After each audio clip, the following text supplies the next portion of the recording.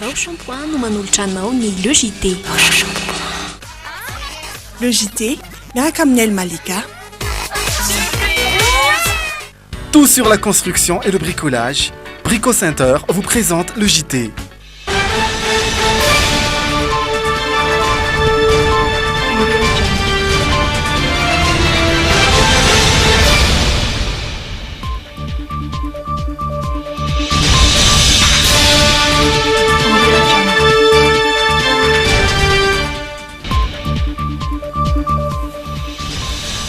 Faly indray mitsidika ny tokantranonao ary dia misaotranao ihany koa mandray anay eto amin'ny Dreamine tonga atao anatin'ny Le JT isika Jerry Edouard no miaraka amiko amin'ny tapan'ny voalohany manao Jerry manao Reza Tahina ary faly miaravanareo ihany koa izay tsy tianay any tokantrano any amin'izao fotoana izao. Iresaka ny tranga i Jerry Edouard ao anatin'ny tapan'ny faharoa misy ihany koa ny miteniteny foana ho avy eo irajao hitondran'izay misy ny hoyanao sy ny portrait ny diary ny fahizay toy ny mahazatra fahizao aloha dia voatombotsika amin'ireo actu.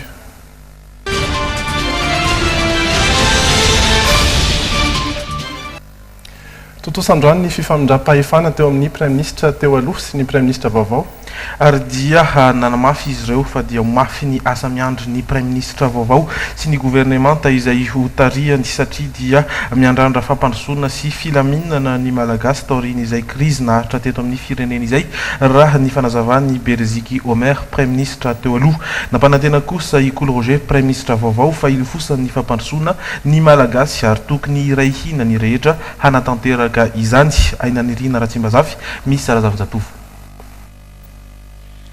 Fotoana nampatsahivany Prime Ministre teo aloha ireo dingana vitany sy ny gouvernement tariny ny fifamindram-pahefana teo aminy sy ny Prime Ministre Cool Roger. Isan'ireny ny fiara-miasan-draminy sehatra tsy miankina. Ny sehatra tsy miankina izay niantoka ny toe-karen'i Madagasikara nandritra ny 10 taona nisian'ny krizy politika teto amin'ny firenena.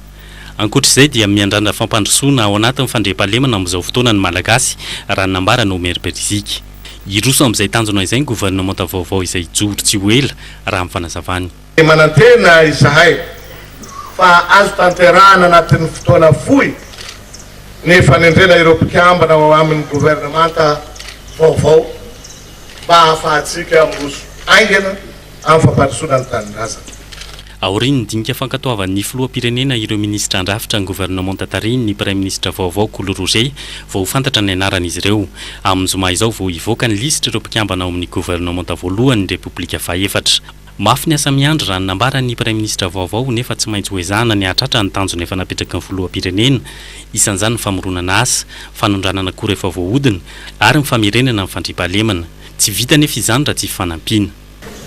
Mitsangana rolahy mitsangana nareo agny aby dia ny lahy dia ny vavy mahereza fa toy andro vaovao avy zao andro vaovao handraisantsika andra tsy misy koa ny olo tokony hiroro tokony hiaraka hitsanga iaby fa maky miady kanefa laha miaraka aby tsika iaby mifampitantagna vandy resitsika eo. Tsy ho voabaika ny antoko politika ny mpikambana ao amin'ny gouvernement vaovao araka ny nambara ny Prime Ministre fa anaraka ny politika mpampandrosoana avokoa izay efa nambara ny filoham-pirenena. Eo amin'izay politika izay hatrany dia noraisy ny filohan'ny Repoblika Andriamatoa Rajaonarymampianina ny solitena délégation avy amin'ny vondrona Mapara io arivo io teny amin'ny lapam-panjakana teny Avoloha 5-30 ny isan'ireo député Mapara tonga ary noraisy ny filoham-pirenena izany dia notarihana Andriamatoa Maranty Jean de Dieu izay nanamafy fa vonona izy ireo hiara-iasa amin'ny filohan'ny Repoblika na izany ao anatin'ny gouvernement vaovao na ihany koa eo amin'ny sehatra hafa. Fananeo ny heviny momba ny fanendrena azy io Prime Ministre androany Cool Roger ara-dalàna io fanendreny azy io raha nambarany ary anaiky izany ihany koa ankoatr'izay ny mpikambana Mapara Reboza Julien. Nanaraka izay voalaza tao amin'ny lalam-pandroenana nanendren'ny filohan'ny Repoblika Hery Rajaonarymampianina azy ho Prime Ministre raha fanazavany Cool Roger androany. Tsy tokony isintsony ny ady hevitra momba io resaka io ary tokony fampandrosoana ny firenena no imasony ny tsirairay avy amin'izao fotoana. Misy amin'ireo mpikambana Mapara toa ny Prime Ministre lefitra Julien Reboza no nanambara androany fa hanohana ny filohan'ny Repoblika sy ny fanapahan-kevitra noraisiny ary nanambara fa azo ekena ny fanendrena ny Cool Roger ho Prime Ministre. Fa aminay nisy ny avin'ny HCC amin'ny DRC zany izay nilaza hoe azo atao ihany ka tsy dia nianatra lalàna firy zahay fa raha izay ny hahasoany firenena dia tsy hitako ny olana fa antotranteriko indray ho tsy fotoanany hamoronana crise vaovao indray zao aloha hiasa amin'ny filoham-pirenena mba ho fampandrosoana Madagasikara. Vonina koatr'izay ity mpitarika amin'ny vondrona politika UDRC ity ary mpikambana ao amin'ny Mapara hiara-iasa amin'ny Praiminisitra vaovao. Mety hisy raha teo raha ny fanazavan'ny Kolo Roger ny famerenana iray na roa ireo mpikambana ao amin'ny gouvernement raha ilainy izany. Tsy ahivina nefa fa omaly ny vondrona Mapara no nilaza fa tsy nanaraka ny lalàna ny fanendrena ny Praiminisitra. Tsy pahiny ity mpikambana Mapara ity anefa io fanambarana io androany. Tsy midika ho tsy fiisian'ny fiara-miasa eo amin'ny Julien Rebouza sy ny filohany tetezamita Andry Rajoelina nefa izany raha nanambarany. Ny filohany tetezamita dia ajaiko tanteraka satria olona tia tanindrazana fa amin'izao fotoana izao no ny antony maro samihafa no ny manodidina mandrangitra koa angamba dia lasa ohatrany tsy ampy le vision raha ilazako azy ka aminay zany tsy tokony hampiady zany fa hevitra tsy mitovy mety ho hafa ny heviny mety ho hafa koa ny hevinay fa nay zany ajainay tanteraka filohany tetezamita. Andrasana noho izany ny fanehoan-kevitra Mapara momba ny fidirana na tsy ao amin'ny gouvernement Kolo Roger.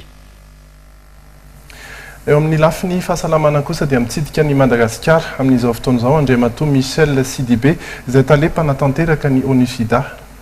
Tonga nitsidika ny filoham-pirenena Ery Rajaonarimampianina ny tenan'io arivio rehefa avy niaona ihany koa tamin'ny ministra ny fahasalamana Olga Ramarson teny Ambohida androany atoandro.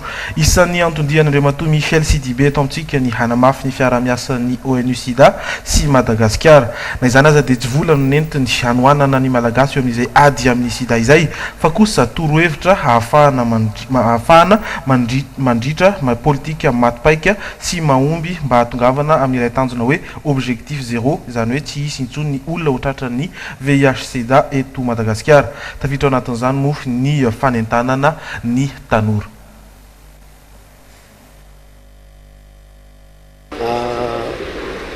Nilaza fa magnampy ny Madagasikara zareo amin'ny fiady amin'izay SIDA zay fa nilaza koa izy fa tapitra le ohatrany taloha hoe omevola zay fa samby mandray anjara amin'ny arabola amin'izany zavatra zany.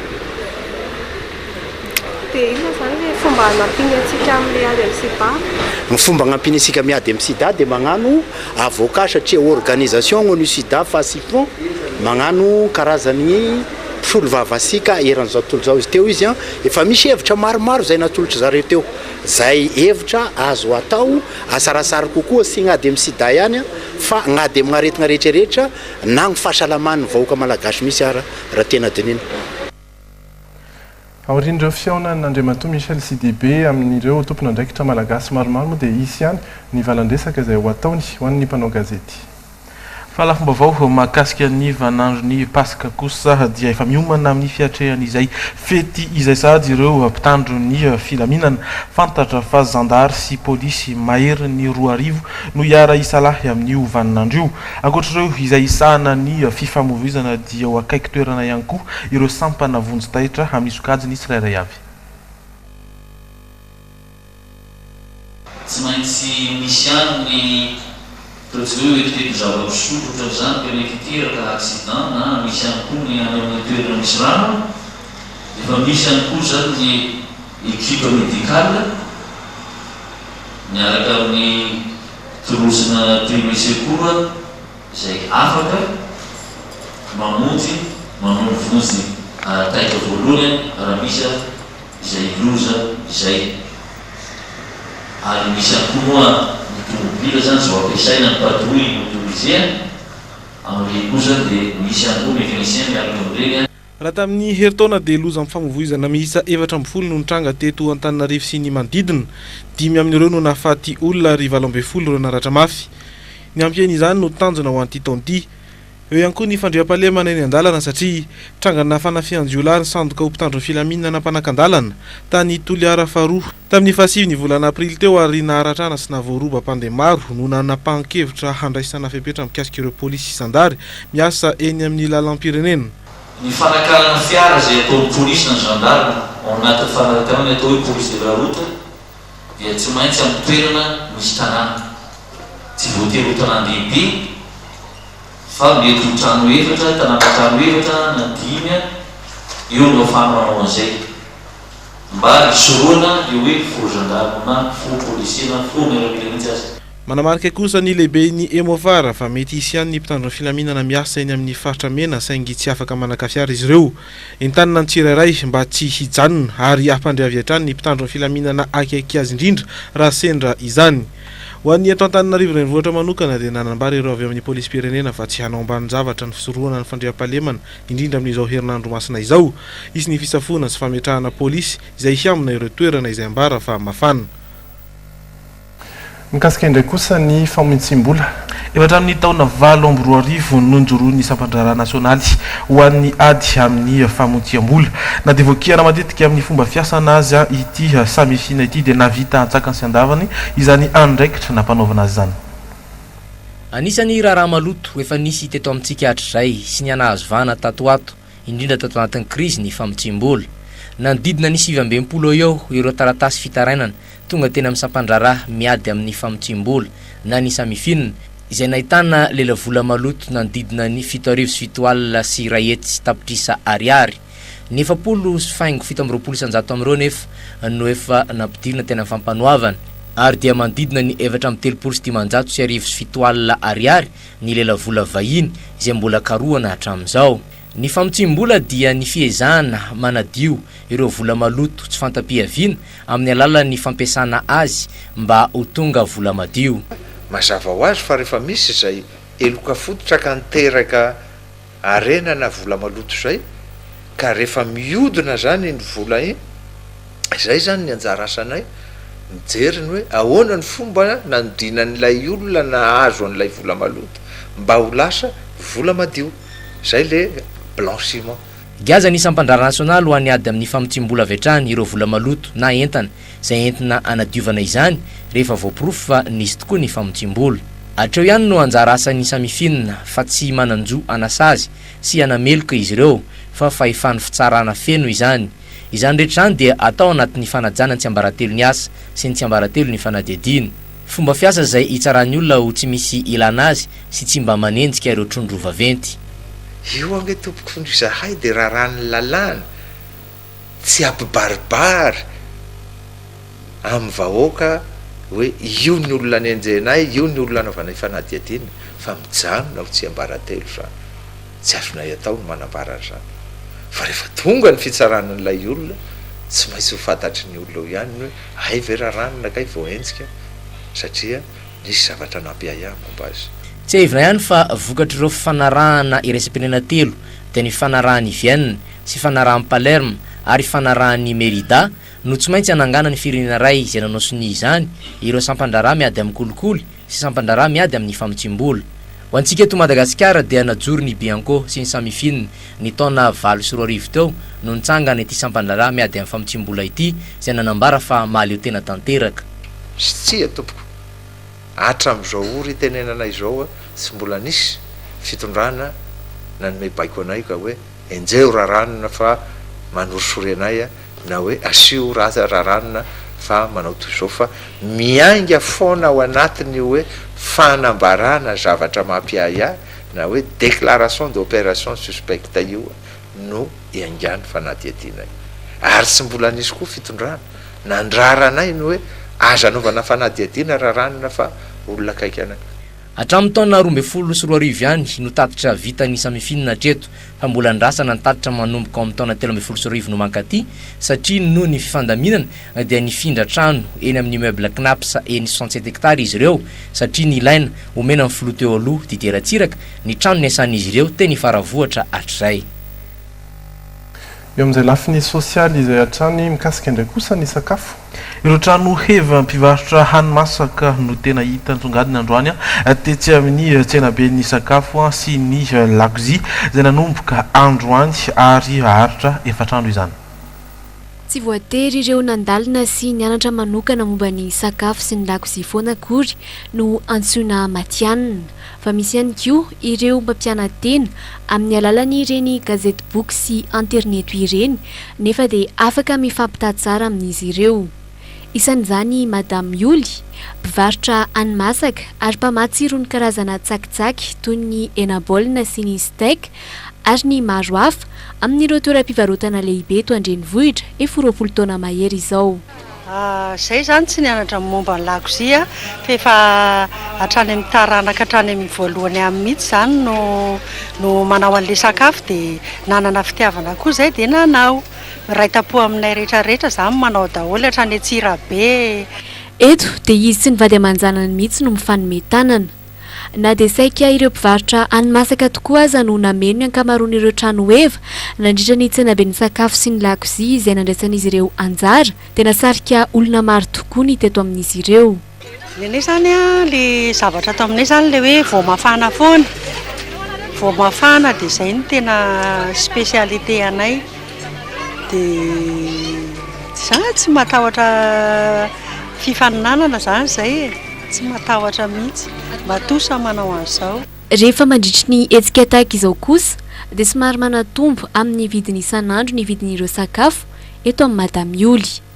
Mariana moa fa nisokatra androany ny tsenabe ny sakafo sy ny lakozia etsy amin'ny CCSK Antanimena. Andeha any amin'ny faritra indray koa sika ny any Tomasina. Izay faritra izay nitrangana fanafiana tampiadina omaly tokony tamin'ny 10 ora atoandro fivarotana kojakoja fanamboarana trano iray Tetsimora feno nolasibatra ny Jola misadimia izay nanatanteraka ity fanafiana ity voatifitra teo amin'ny kibony ilay karana tompon'ny tranombarotra vaovao nangony ny mpanao gazety avy any an-toerana. Nitrangana fanafiana amin'ny tampiadina omaly tokony tamin'ny 10 ora atoandro ny toeram-pivarotana kojakoja fanamboarana trano iray Kenkery Morafeno Tetsimora feno. Jiolahy misy 5 no nanao ny fanafiana izay nitondra basipolety anankiroa araka ny nambaran'ireo nahita maso. Lasan'ireo Jiolahy ny vola iraisakosy saika arotsaka any amin'ny banky. Voatifitra teo amin'ny kibony kosa ilay karana tompon'ny toeram-pivarotana. Izy izay mbola manaraka fitsaboana ao amin'ny hôpitaly be Toamasina amin'izao fotoana izao.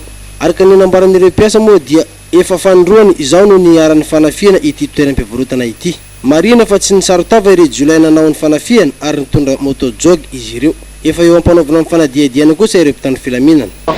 Za zany olona mpivarotra amin'ity trano ty tato amin'ny Morafeno ity. Dia nisy telo lahy avy any andeha hividy entana. Nanontany fera hita aminay izy. Izy nanontany fera hita aminay dia nitenenay 60 000 ny ray. Dia sakitroko amin'ny comptoir izy dia nitena hoe tsy any lalany laisany fa ary man mividy raha. Dia izy mividy raha io izy tonga ny araiky lahy dia nisaoty ambony tao ambonin'ny comptoir ny patronay tao. Dia nireo lahy teo akaikiny teo.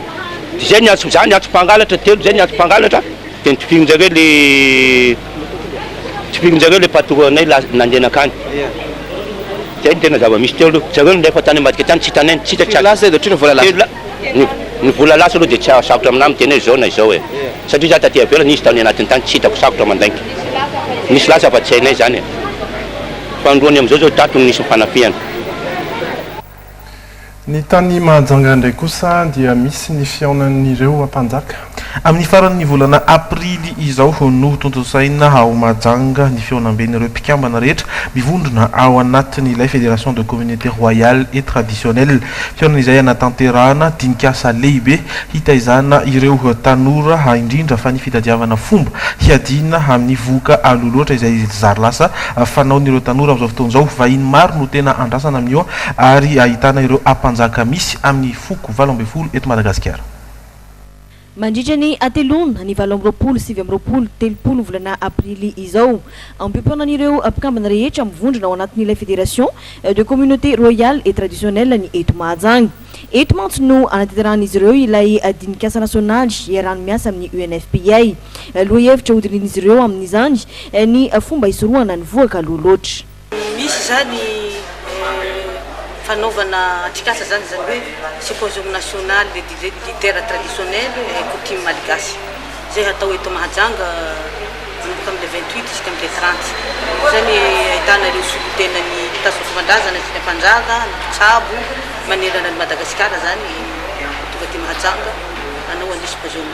Ny thème atao amin'io zany dia hoe grossesse précoce zany hoe voka be loatra izay tsapa tokoa amin'izao fotoana izao fa ny tanora zay ho avy amin'ny firenena dia tsapa fa fana zany amin'ny fandritranany fiainana sy amin'ny zavatra kapobe rahantsika ka maha ray aman-dreny zany mampitazana fomban-drazana raha anay zany atao amin'ny fédération des communautés rurales traditionnelles dia misy ny fiarahamiasa zany amin'ny alalan'ny FP zany anatanterahana ny atsikasa io zany mba handraisan'ireo ampanjaka sy mpitazona fomban-drazan'ireo zany andraikitra any amin'ny toerana misy azy tsirairay hoe inona ny tokony mba hijerentika ny ho avy ireto tanjorantsika amin'ny fotoana io vahiny miisa 50 eo avy amin'ireo foko miisa 20 misy eto Madagasikara no andrasana eto amin'ny renivohitra Boengy ahitana ireo mpanjaka maro ny mpanao fomban-drazana mpitsabo mpahitatara sy ny sisa aoriany dinika isy ny dravitrasa avoaka hoety miady amin'io voaka aloloatra io ka ny tanjona dia ny fampianana izany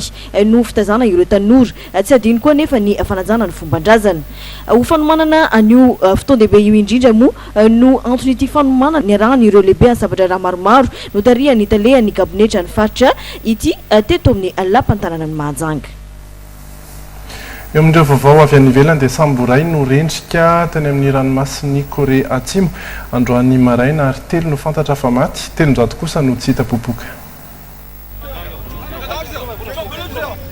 Saika mpianatra avy amin'ny lycée no ankamaroany mpandeha tamin'ity sambo ity hatramin'ny hariva teo dia 4 ny fantatra fa namoy ny aina 770 kosa ireo voavonjy ny sampana mpamonjy vonina ho Korea Atsimo tamin'ireo mpandeha mahatratra 220 sy 400 mbola misy 420 araka izany ireo karoina hatramin'izao tsy mbola fantatra mazava loatra eto ny tena antony loza ny azo antoka tsy niankina tamin'ny toetrandro velively izany satria tsara ny andro tamin'ny fotoana nandehanan'ity sambo ity teny an-dranomasina ny dona mafy tamina zavatra ny sambo avy eo nisy feo mafy be talohan'ny naharendrika azy raha ny filazan'ireo mpianatra sasantsasany tao anatiny mpamonjy vona iray ny antso atarby no laza fa mety ho sarotra ny anavotan'ireo mpandeha mihitsika ao anatiny sy tsy hita hatramin'izao etsy andany ihany koa dia fantatra fa feno dia feno ny sambo satria ankoatra ny mpandeha maherin'ny 700 tao anatiny dia nitondra fiara misy 50 ihany koa ity fitaovam-pitaterana an-dranomasina ity iazo ny nosy antsoina hoe jejo ny Seoul izao tradoza teny an-dranomasina izao